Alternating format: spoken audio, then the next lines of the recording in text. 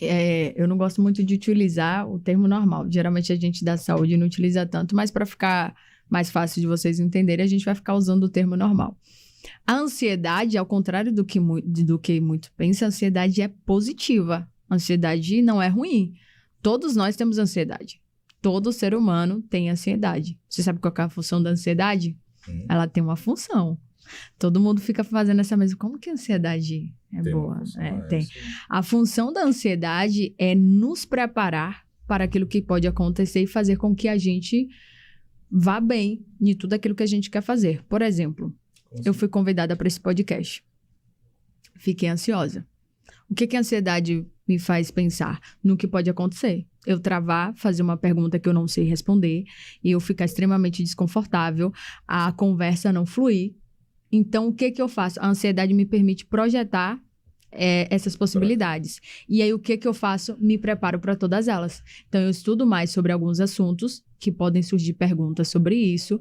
Eu tento ter algumas histórias para caso a conversa perca o ritmo, não flua, eu encaixo uma história para aquilo. Então, é a ansiedade que faz a gente nos preparar para o que a gente vai fazer, para uma entrevista de emprego, para uma prova. Por que eu estudo para uma prova? Porque se eu vou perder, se eu não estudar, eu vou tirar uma nota ruim, eu vou reprovar. Então, a ansiedade faz a gente estudar para precise ir muito bem. Então, a função da ansiedade é essa, fazer com que a gente consiga pensar nos possíveis cenários e se prepare para ele, para a gente não ser pego de surpresa. Sem pensar fora da caixa. Exatamente. E aí, quando que ela é ruim? Quando ela começa a atrapalhar o meu funcionamento diário. Vou dar o mesmo exemplo do podcast. Recebo o convite, eu penso em todos esses cenários que eu falei, eu falo assim, não vou não. E aí eu perco uma oportunidade.